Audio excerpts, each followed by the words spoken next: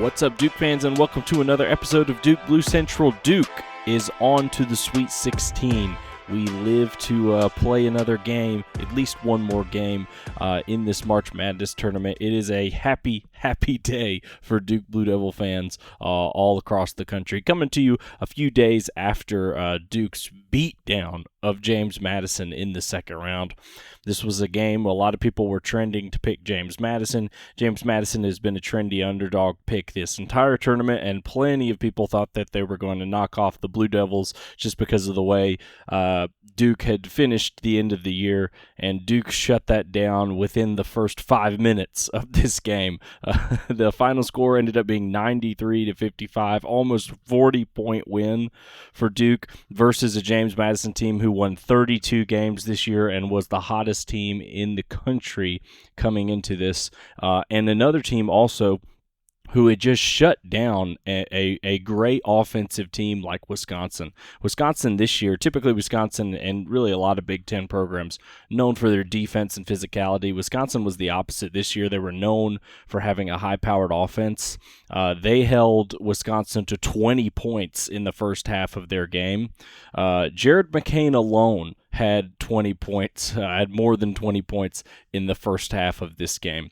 Duke came out with an energy in this game that I don't think we've seen them come out with before. We've had good starts, don't get me wrong.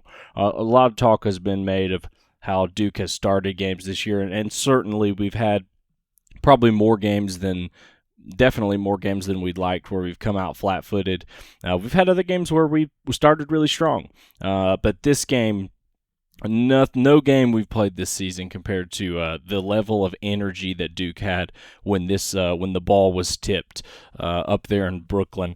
Immediately, there was just a barrage of offense and intense physical defense. The defense was so physical in this game, and in a game where we talked about in the preview how physical James Madison plays defense and how physical, our upcoming game against Houston, a lot has been made of this Duke's team physicality, and I think people don't remember the size of this Duke team is a big advantage. Flip is a 7-foot guy that's big. Even our guards, Proctor is around 6'5".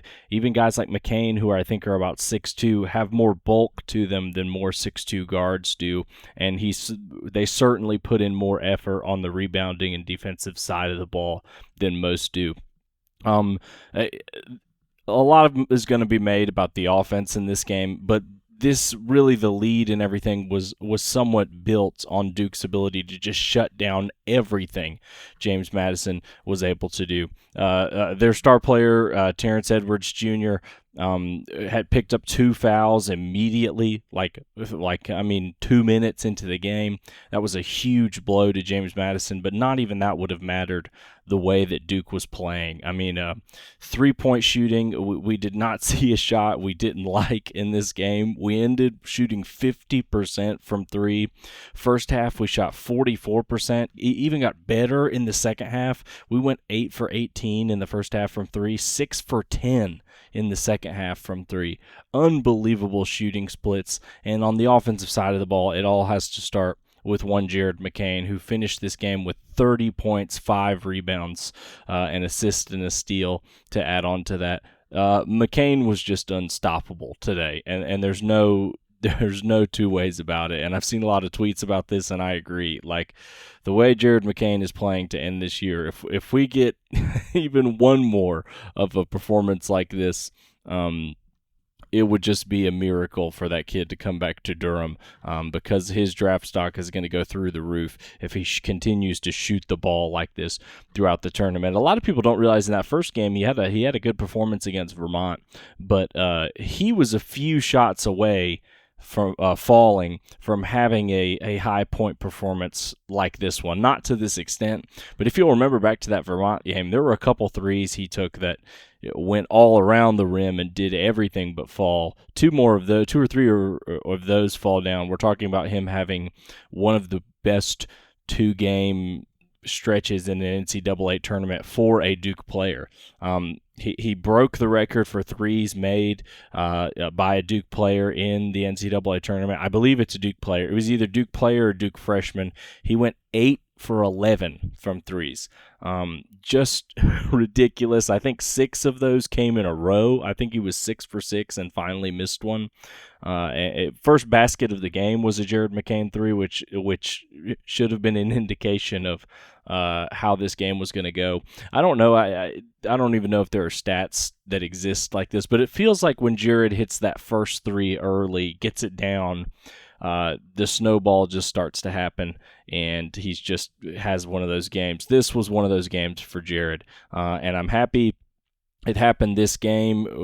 I think, woke the country up to, hey, we know Duke was disappointing at times this year. We know we're coming into this tournament as a 4 seed, not perhaps what Duke is used to, which is crazy how you can build a program like that.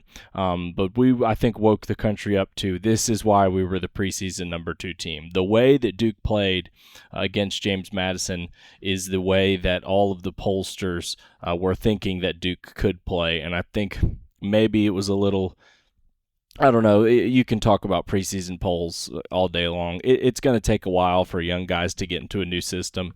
But man, Duke right now, Vermont, I think a lot of the game was just shaking off the dust of not playing for so long. This game was one that they looked like they had hit their gear, and if this is the way Duke is going to play for the rest of the tournament, nobody will beat us. And I say that because obviously we're not going to play this good. I mean, we're not going to hit 50% of our threes every game for the rest of the tournament. I would just adore that if we did, because that would mean we're probably cutting down the nets in Arizona.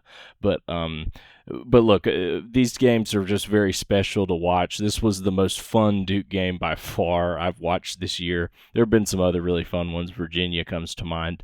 But like, just how in hand this game so fast for Duke was just absurd. And to have this type of game in a second round of the NCAA tournament, let me remind you, like, all of these teams in the tournament are deserving and really good. There is not, even these 16 seeds, the 1 seeds roll over them, but even the past 2 years, I mean, 2 years in a row, not counting this year, 2 years in a row, we saw a 16 seed upset a 1 seed. Nobody is in this tournament because of subpar basketball. Even the guys that make runs at the end of the year to win their conference tournament, and especially once you get to that round of 32, these are teams that have not only earned a spot into the field of 64, but who have also won a game, and in the case of James Madison, beat a higher seed than them. And for Duke to just come out and just embarrass them and make it look like they didn't belong in the same stratosphere as them, that's just something you don't see a lot in second-round games of the NCAA tournament. And I know it happened a couple times this tournament, even this year around the horn with UConn and Purdue in particular just slapping up on teams. It kind of shows you how, this year, the power balance may not have been as widespread as we thought it was, certainly as I thought it was. I thought this tournament would be more wide open considering how much change has happened in the rankings and how opinions have changed on different teams, but it's been pretty chalky so far. NC State and Clemson are the 2 surprise seed teams. Clemson is a 6 seed, so that's not like a massive surprise. NC State's a big one, definitely. They wouldn't have been in the tournament 2 weeks ago had they not won the ACC tournament, and they've made a great run, albeit with a somewhat favorable draw. But, I mean, look, they had to beat Texas Tech in the first round. That's no easy task. And then Oakland, as Cinderella as they were a dangerous team, and they had to conquer them. And all you can do is beat whoever's in front of you, so credit to them. And I'm happy that the ACC, once again, seems to be getting some respect in the public eye for having a quarter of the Sweet 16 be represented from the same conference, considerably more than the other conferences around basketball, even though the ACC is constantly reminded about how bad it is and how much the conference is going downhill and how much everybody's going to leave, and yet and all that's mainly about football, but and yet here we are year after year where the ACC overperforms while other conferences underperform, and the teams in the ACC know when to turn it on and know how to win in March, and we're seeing that on full display right now as we've got 4 teams in the Sweet 16 remaining. with several of them in pretty good positions to move on. I mean, yeah, we'll see. I don't know how many favorites. Duke is not a favorite against Houston. Clemson will likely not be a favorite. Neither will NC State. North Carolina will be a favorite in their game against Alabama, I would predict. But we'll see. I mean, there's a chance here where a couple of these ACC teams win. We're going to be facing off against each other eventually. But anyway, back to this game. It's hard to even break down how many positives there were. Tyrese Proctor had an awesome game. Put up a lot more shots, which I've been saying for a while on this podcast. I'd love to see Proctor get more shots. He shot it efficiently, 7 for 15, 4 for 10 from 3. It's obviously a split. I mean, Jared went 8 for 11. It's just ridiculous, but 4 for 10. Let me remind you, that's still 40% from 3, a number we'll take. Also finished with 5 assists, 3 rebounds for a total of 18 points for Proctor. Jeremy Roach did have a scary injury at one point where it looked like he dislocated his pinky. They were able to get that sorted out on the bench. He's in a lot of pain. Even heard reports he was getting nauseous for how much pain he was in, but was able to check back into the game. Only shot the ball 8 times. That's obviously part of it. Well, went 5 for 8, hit a 3, hit all his free throws, and facilitated in this game more than maybe I've ever seen Jeremy facilitate. 7 assists, 15 points, 7 assists. That is a great night for a point guard. But it's just we're used to seeing Proctor kind of being the main ball handler, running it up the court and passing it and distributing. We saw a little bit of Jeremy doing that more today, and I wonder if part of that's to kind of get the guys some maybe some breathers because all these guys are playing so many minutes. But he distributed the ball really well. Yeah, great stuff from Jeremy. Flip responded from his 3-point outing. He did only get 21 minutes in this game. Some of it was due to he got in a little bit of foul trouble when the game was well in hand, and we just sat him down. He only played 21 minutes, but he went 6 for 8 very efficiently, had 5 rebounds, 4 assists, finished with a block and 2 steals as well for 14 points. Great game from Flip. I tell you, man, Flip has been so aggressive on defense over these past few games. He has looked like a natural just rim protector out there. The amount of shots he's affecting the past few games, he's affected more shots down low than I think I've seen him affect the whole season in individual games. He's just stepped up his defense when he knows it's win or go home, and that's been great from Kyle. It's exactly what we need from him. Awesome stuff. I'm in the camp that he had a great first game too. It just the game. I mean, they were just doubling him up, and he made the right decision, passed out of stuff we won. So I don't want to say this is like a huge rebound game because I think he had a good first game, but definitely in the point total, scoring 14 is good stuff. Also only took 1 3 in this one. I'm not even remembering when that happened, but something we've also seen in this tournament is Flip has just not taken nearly as many threes as he normally does. And now part of it is he's definitely establishing himself in the low block first, which is awesome and exactly what we need. But even when he gets the ball on the perimeter, he's not looking for that 3 as much. And I wonder if part of it, if he knows the severity of the game is, you miss too many of those, give away too many possessions, you lose, you go home. You're not playing another game for Duke again. Part of that could be affecting the outside shot, thinking getting inside. But even in these first 2 games, we've really seen Duke kind of be a guard-led team. Like the ability of the guards hitting their shots has opened up Flip's game. Like even in this James Madison game, Flip really got going after Jared McCain and Proctor had hit some shots. Jeremy had hit some shots, and then it's like they started, the defense started to sag off Flip to go get the guards, and then it was like, okay, Flip was getting to the basket at will then. I mean, he went on a tear, just dominating on the inside because the guards had shown the ability to hit a lot of shots from the outside, and they tried to stop the bleeding there, and it just made it worse because now Flip is going one-on-one, and most of the time, when Flip's one-on-one with a smaller defender in the post, it's going to end with 2 points for Duke, or even 2 points in an and one. Great game from Flip. Mark only had 2 points in this game, finished 1 for 6. Not an awesome performance from him, but still great defensively. And this didn't feel like a game, when the guards are shooting the ball like they are, you're trying to get them the most shots as possible. So I don't have a lot of negative things to say about Mark. Great defense as always. Very versatile player. Sean Stewart and Ryan Young actually got 15 minutes each in this one. Good minutes from then. Sean Stewart able to pull down 7 rebounds, which led the team. He leads the team in rebounds even when he's on the court for 10 minutes. His athleticism is crazy.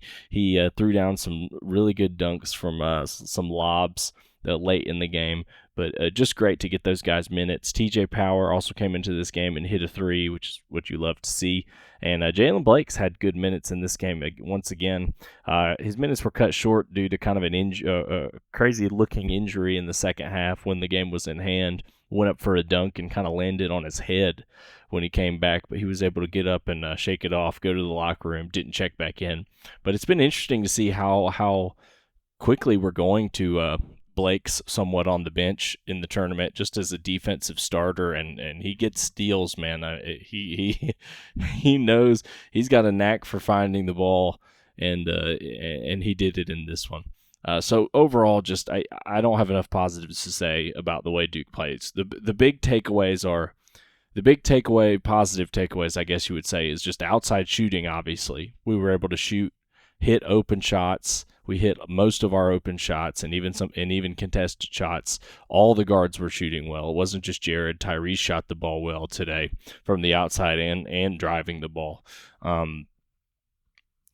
I mean, I don't even know what to say. That's a good one, and I think the second one, which is maybe a bigger deal moving forward, because you're not going to have every night where you just shoot the lights out of the ball. Second one moving forward would be how physical Duke was willing to be against another physical team, which we'll get into in a minute. We're about to play the most physical team. So James Madison, I think, was actually a really good warm-up for this team to compete against Houston. We're going to need to bring the same level of intensity, physicality, attention to detail against this Houston team. But just how physical Duke has played in their first 2 games of the tournament has been really encouraging. There's been a lot of talk about the dogness of this team, or the gutsiness, the drive to win, and they have just starched both of their opponents in that category, especially JMU. I don't know, hopefully you guys were able to watch the first JMU Wisconsin game, their first round game. JMU just took it to Wisconsin immediately. It was like they had arrived on the scene and they were going to take this game. And I'm sure they had the similar mentality against Duke in this one. But this time it was Duke that we shut them out immediately and let them know, you're not winning this game no matter what you do. Whatever you do is powerless against what we're bringing. And just that, and it infected every part of the game, the shooting, but especially the rebounding and the defense, the fight for the ball, just incredible stuff. And Duke's defense throughout this tournament is something to watch. James Madison averages over 80 points per game, and we held them to 55, which is their lowest point total on the year, I think by a wide margin. And this is the defense is really something to look at here for this Duke team. I think everybody gets caught up in the talent, rightly so. Have a lot of talented guys on this team, but a thing we can come back to is this Duke team really knows how to defend. And for all we talked about at the beginning of the year of not having a quote-unquote true rim protector, even though Kyle has been that over the first 2 games, this team just really knows how to get after it and defend. And they're not a team that is like too aggressive where they're trying to turn you over. I think that actually worked in Duke's favor. James Madison is a high pressure, trying to create turnovers team, and we were able to kind of flip that. And once we beat the pressure, we didn't wait around for them to catch up. We just continued to attack and get to the basket, get to the line. We also shot 18 free throws in this game. Get to the line and just attack them after beating pressure, and that in a way, James Madison's pressure backfired against Duke. But just their ability to just fight was so evident in this game, and it's something we're going to need moving forward. So that's kind of all I want to say about that one. Again, biggest takeaways, biggest positives, outside shooting, and just physicality in the overall game, but especially when it comes to things like rebounding and defense. So let's talk about our next opponent. We will be facing Houston in Dallas in the Sweet 16. It's sure to be kind of an away game feeling for Duke. But sometimes in these tournaments for Duke, every game is an away game just because of how many people want to see the Blue Devils fail. We are a very hated team in college basketball, in case you hadn't realized that. But yeah, so it's going to be an away game. And Houston is no joke. I mean, their team is also a 30-win team, and they've only lost 4 games this entire year, one of those coming in the conference tournament. So, I mean, just looking at their regular season, they lost 3 games the entire year in the Big 12, which is a no joke, a good conference. I don't think they've done as well in the tournament as people expected, but you look around there. There's I think there's a couple teams left in the Big 12 as well. I'm trying to think off the top. I mean, you've got Iowa State, you've got them. Is that it? That might be it, but I'm not 100% sure.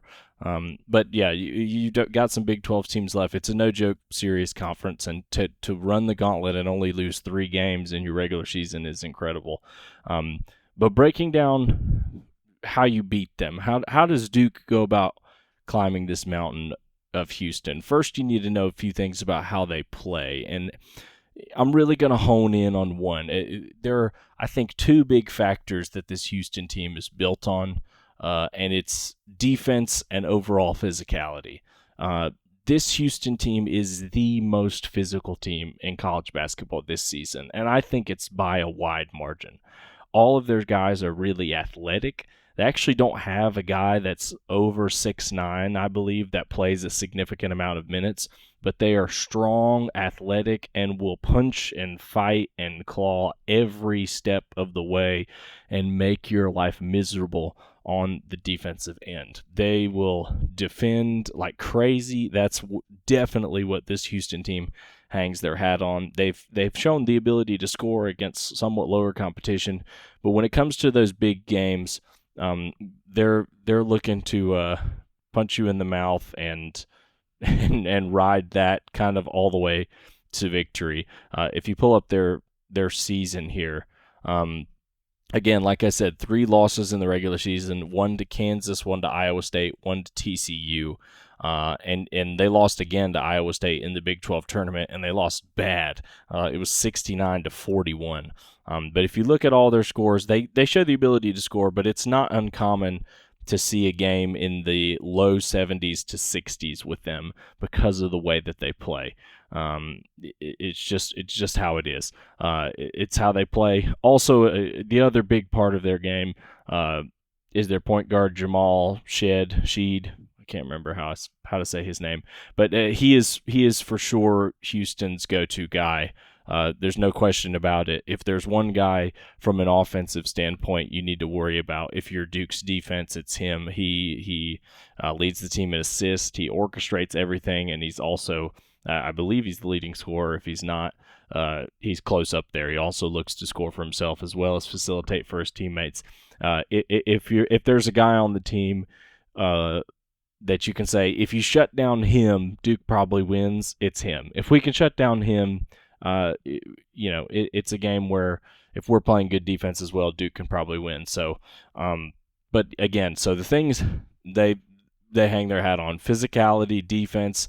They might be the best defensive team in the country. It's always weird saying that because when you look at stats, like teams like Virginia always come up early, but that's because of the style that they play and the clock management, and it's somewhat impossible to score a bunch against them just because of the way the game flows. But Houston is more physical, but that level of defense. So stronger, better athletes, but the same level of intensity and intentionality to defense that a team like Virginia plays. Hang their hat on that, and on the other side of the ball, it's stopping Jamal Shead and his ability to create and create and score for himself, as well as finding his teammates in good positions. But I don't particularly think like the Houston offense is anything Duke needs to spend the vast majority of their attention on. I think the majority of preparation this week will go into how can Duke score against Houston. And I just want to point out an interesting stat I looked at while I was looking through their losses. You kind of want to look at the times that this Houston team was beat. What did the other team do that was able to defeat them. And so they've lost 4 games. In 3 of their 4 losses, the opposing team has shot 40% from 3 or better. 3 of their 4 losses, the opposing team has shot 40% or better. Now, in one of their losses, I think they shot lower. It was a low 3-point shoot. I think it was their first loss to Iowa State. Iowa State only shot like 25 to 30% from 3. They only took, I think, 7 or 8 threes in that game. But in the majority of games they've lost this year, it's been because the other team caught a burner and shot 40. There was even one game where a team shot 56% from 3 on them. It's hard to beat a team that shoots threes at that rate and sees a lot go in and makes a lot. But that's been a key, I think, to defeating them. Now, can Duke beat them if we shoot less than 40% from 3? I think yes.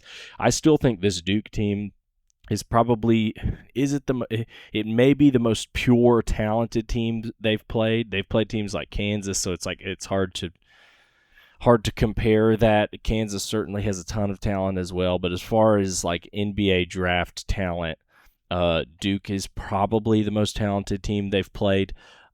So there's a level there where even if we're not shooting, like let's say we shoot 35% from 3, I still think Duke can win this game with the level if they play really good defense. But the formula is out that to beat them, you absolutely need to hit your threes. And I'm hoping, praying, fingers crossed, that Duke did not just burn up all of its three-point shooting in this last game against James Madison. I know that has actually nothing to do with it, but in my head, I can't get over because we shot well in this last game, we can't shoot this well 2 games in a row, even though the games are separated by a week of practice and other action. But I think if Duke is going to come out victorious against Houston, a couple things need to happen, and one is that the guards need to be shooting at their best clip. Obviously, if we get a 8 for 12 performance from Jared McCain from 3, we're probably looking pretty good.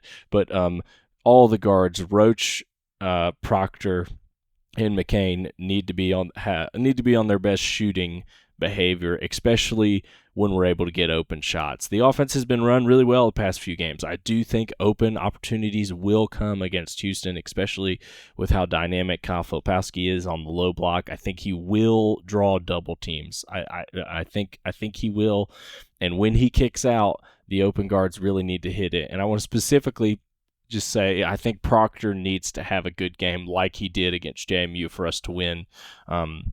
Tyrese Proctor is one of my favorite players on this team for sure, but he has, compared to McCain and Roach, he has probably been the one that has ebbed and flowed the most this year, where sometimes his scoring totals will be way lower and sometimes they'll be way higher. We need to see a good shooting Tyrese Proctor in this game, an aggressive Tyrese Proctor, a not scared to pull the trigger on an open shot Proctor, and I think he will be. I mean, you could see how he was playing against JMU. I think he went into that game with an aggressive mindset, a shoot-first mindset, and I think it really worked out for Duke because once he started hitting those shots, defense started getting really scared of him and McCain on the outside, and it opened up a ton of stuff on the inside for Flip, and even guys like Jeremy Roach who are really good drivers of the ball. But yeah, first thing, gotta hit shots and gotta hit open shots. I think Duke needs to shoot probably 35% around or higher for them to win this game. Now, obviously, some of that depends on how many threes we're taking, but I think that's priority. Maybe not in that order, but that's number one, step one to winning this thing. Another way I think we could win is, as weird as it sounds, I think we will have a slight size advantage in some areas against Houston. Now, as I said, that might be confusing because Houston's very physical.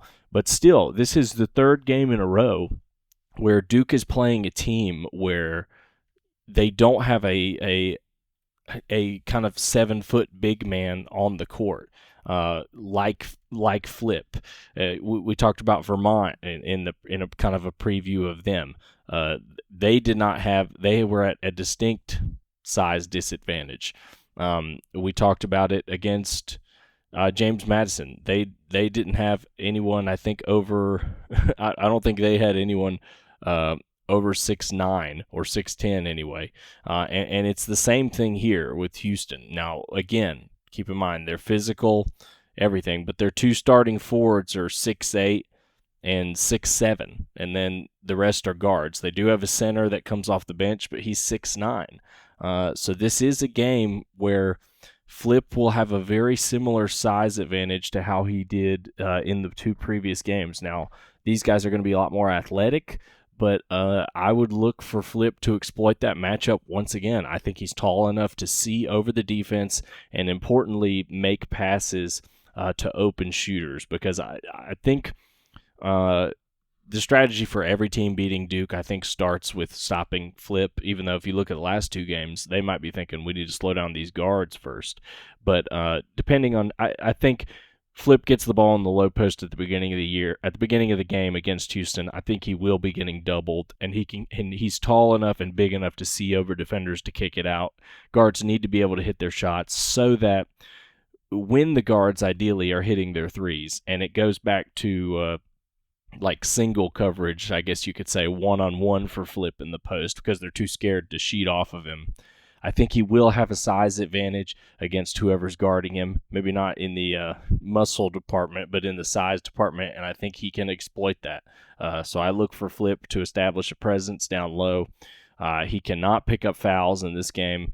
As we've said, kind of nobody can pick up fouls, but especially Flip in this one. I don't think he can afford to pick up a lot of fouls. I do actually think Ryan Young will be able to give us some spot minutes just because they don't have like a dominating 7-foot big man like some other teams would.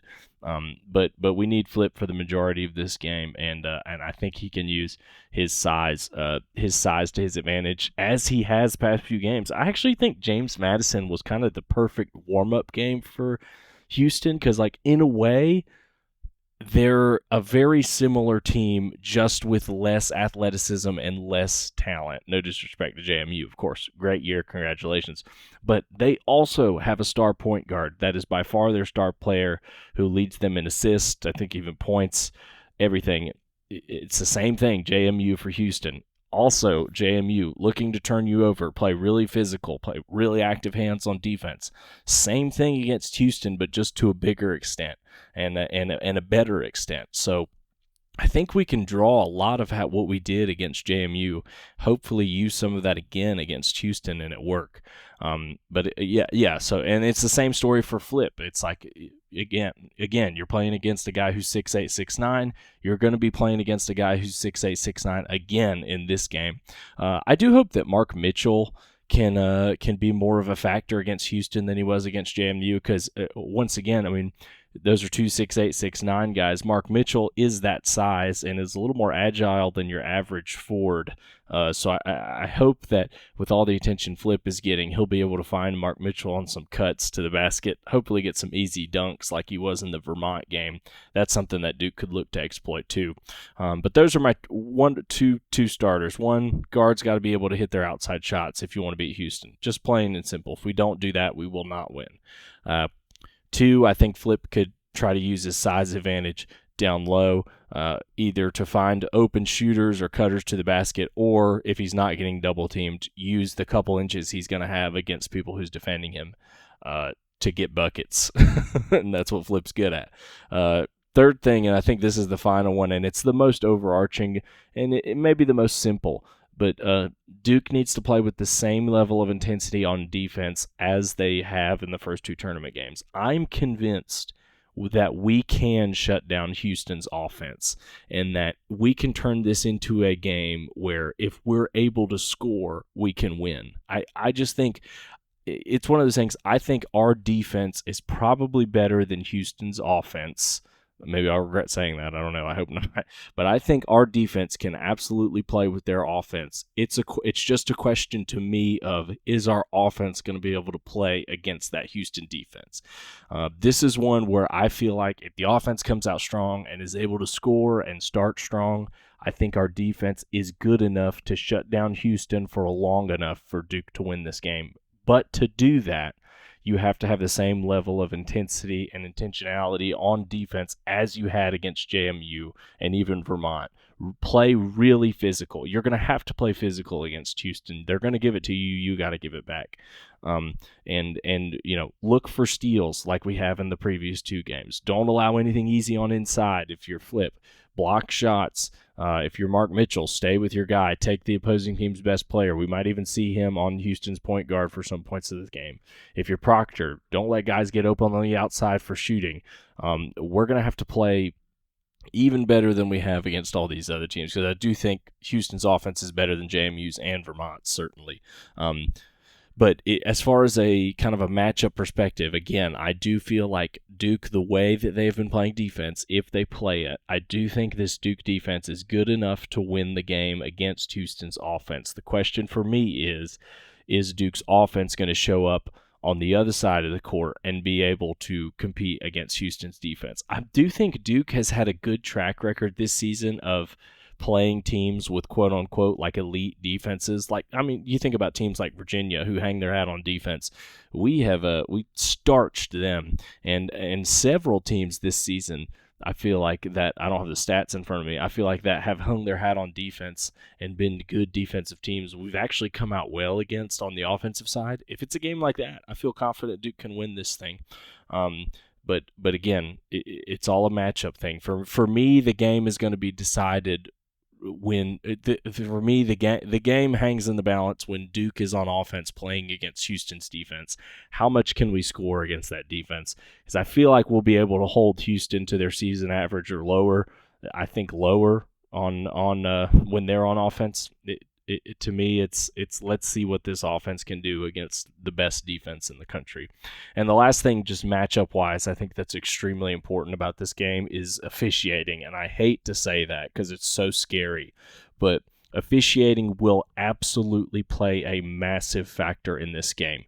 Texas A&M shot over 40 free throws against Houston just in the previous game of the round of 32. Houston beat Texas A&M, in case you weren't aware. But they sent Texas A&M to the line 40 times. If the officials are that tight on the whistle, it helps Duke. As weird as that says, I know we don't want to get into foul trouble, but the way that Houston plays, they are so physical that if Duke gets a friendly whistle, we will go to the line a ton, and it is imperative that we hit free throws. And I just overall think that if the refs are calling this really tight, it favors Duke, because unless they're calling it really tight and one of Duke's guys gets all the fouls, like if Flip picks up 3 fouls like in the first half, then yeah, obviously that hurts us more. But from a team perspective, the looser this game is played and the more the refs swallow the whistle, the more it benefits Houston.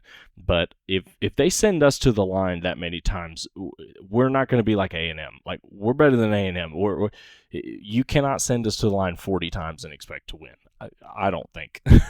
So how officiating goes in this one could be a huge factor. I mean, this could be a thing where, like, if the refs call a bunch of fouls, it might get in Houston's head, and Duke might win this thing by 10 plus. There's a world in which that happens, where the refs are just seeing a lot and they're saying, you're not going to play this physical in the tournament, and we're calling that. And Duke could get to the line 35 times and we could hit 40% from 3 and everything's fine and dandy. On the other side, which I honestly think is more likely, I think they'll swallow the whistle a little bit more, and we're going to have to be that much more physical. But I do think it was worth mentioning how this game is officiated is a massive, massive deal. Well, I think that's all I want to say for this one. Kind of a longer episode celebrating a win, but at the same time, looking forward to an awesome opponent in Houston. And let's remember, guys, they're a 1 seed for a reason here. I mean, they're expected to get to the Final Four, and this is the Sweet 16. And for them to go down this early would be a disappointment for them. But look, I feel confident in our Blue Devils. The way that we're playing is the way that we thought we were going to play from this tip of the ball at the beginning of this year. We're utilizing our talent to their maximum potential. We're playing really good defense. I feel good about this game if certain things bounce our way. For me, maybe the biggest question is, like, I really hope we just didn't have a great shooting night against JMU, and then we're going to have one of these like, now we can't hit. Now we're shooting 20% from three. That would just be a huge like gut punch and cut all the wind to our sails. If we're just missing open threes, it's going to be really frustrating. That might be for me the biggest factor of like if this happens, Duke will win. If this doesn't happen, Duke will lose. So we'll see, but I feel good. Like I said, if I could have picked a 1 seed to play against, it probably would have been Houston. So now's the time. This is a big time for us. This is to go to the Elite Eight. I got a lot of guys that probably won't be with Duke for next season. So all of them have to be thinking about playing each game like it's their last, and a lot of the players have talked about how each game is a championship game for them. And take that mentality into this game. Hit your shots, play physical. If you get a good whistle, hit your free throws, play good defense, shut down Houston's guards, and we can walk out of this thing with a win and a trip to the Elite Eight. Appreciate each and every one of you. Thank you so much for listening. I'll be coming at you again, hopefully right after this game. Hopefully celebrating, but we'll see. But all that being said, again, thanks to you, each and every one of you, for supporting this podcast throughout the whole year. As crazy it is college basketball is coming to an end in just a few short days. But yeah, appreciate you guys so much. Go Blue Devils.